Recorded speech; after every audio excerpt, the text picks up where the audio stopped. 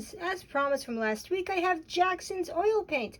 Jackson is a UK-based company, and they have their online Jackson's art supply a lot like we have Blick's online store in the United States.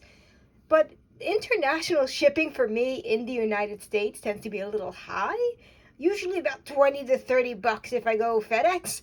Even the cheapest one isn't that much better usually. So I don't usually order from Jackson's Art Supply, but I was buying something else and I figured I might as well. So I actually bought a set of a bunch of them, but this is Jackson's Ultramarine Blue. There is a difference between French and standard ultramarine blue, but not by much. But anyway, I have Winsor Newton's French ultramarine. And even though Winsor Newton's modern paint isn't the highest grade, as far as I know, we are going to have a comparison. Jackson's, a lot of European brands I noticed, except for Michael Harding, and I don't know why, has theirs in 60 milliliters, while the good, decent other brands tends to have 37 or 40, and I don't know why 37, maybe squeezeflation, but it's not a recent squeezeflation. But Asian brands tend to have like little tiny 20-ish milliliters. So yeah, that's a little mini size comparison for you guys on that. We are not using this. I just had this for size comparison. So we are going to have a little bit of comparison between Winsor Newton's French ultramarine and Jackson's French ultramarine. And we're just going to have a little look at the bottle. It's pretty standard. A combination of the finest modern pigments and refined linseed oils ensure these paints are permanent and light-fast, made in the UK. And they have a little actual swatch of paint on their bottle, which I like. Nothing much on the back. We got a barcode, we got their website, we got the pigment PB29, and I'm pretty sure this is also, yeah, PB29. Made in France. The ones that were made in England were better in my opinion, but I have said that before. But we are going to mix them with some Winsor & Newton titanium white, and that's what we are doing today. And yeah, first we're also going to mix, we're going to make a green. Let's make a green with some good old Yellow Lake from Michael Harding, because that's my go-to, because I have these tiny little sample packs that are 15 milliliters, yeah. Yeah, and the first time I opened one of these other bottles before was very oily, so it's probably going to do that again. Hey, not bad actually. Hey, that's a good little... They also have these huge tube openings, and I don't like that. I prefer when they're a little smaller so I can have a bit more control, because that's a big bloop. That's a lot of paint that comes out, and I know some brands like to have these big giant openings compared to like Winsor & Newton's that have a much smaller one, but yeah. Hold on, let me have a little comparison about the size of these tube openings here. If I can get them to open. There we go. Like that. That's a big bloop. That is a big bloop. And we are gonna just close those bottles back up because I don't want some accidents, because I am an extremely clumsy person and things will just happen. Yeah, and we got some, ooh, that is French ultramarine blue tends to be very transparent. So that's not a note on the quality of the paint, that's just French ultramarine blue.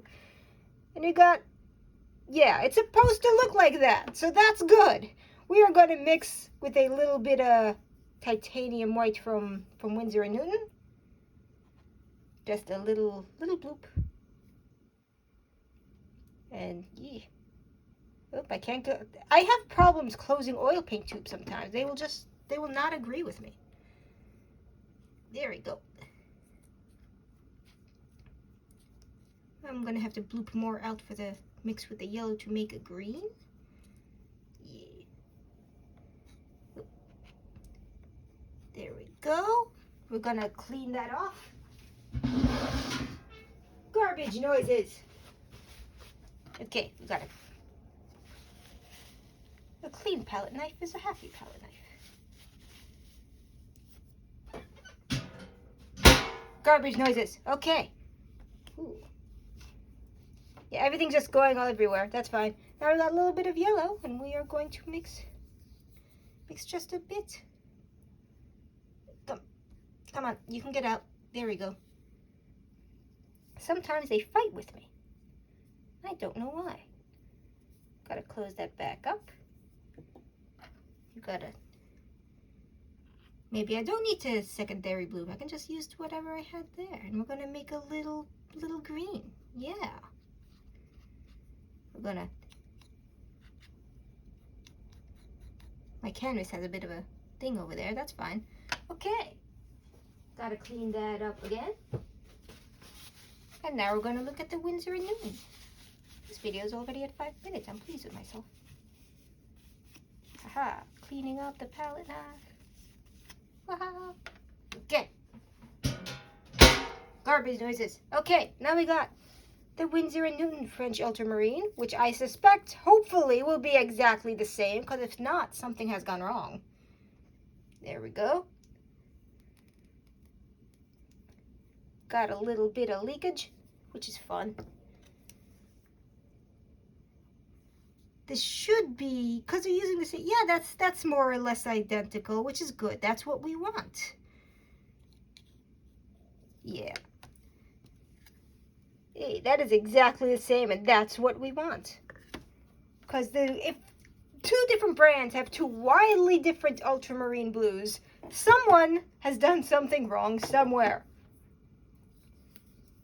Because ultramarine blue is supposed to be pretty much the same. Some brands, for some reason, will go in a completely different direction, or they'll put fillers, or they'll try to cheapen out, and then you get something that it's not what you want. I'm not throwing shade at anyone specific, but yeah, look at that. And that is the same, and that is good. Might have put too much white. Gonna have a bit more garbage noises in just a minute while I clean off the palette knife. Clean off the palette knife. Yeah. Now we're going to mix some of the Winsor & Newton with the yellow lake, just so we know that it's pretty much... I like Jackson's oil paint, actually. I only had very minimal experience with it, including this test now, but so far it seems to be on par with Winsor & Newton and a lot of the other... time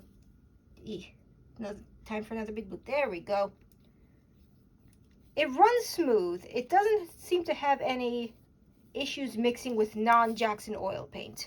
They have these pretty big tubes. 60 milliliters is a lot. And they're not that expensive, assuming you can get decent shipping.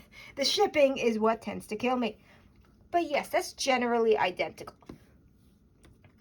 So we have to assume, by this little test, that Jackson's oil paint runs on par with the pigments of Winsor & Newton, but I suspect it's a little higher quality than the made in France Winsor & Newton, just because Winsor & Newton's made in France tubes have not been particularly great.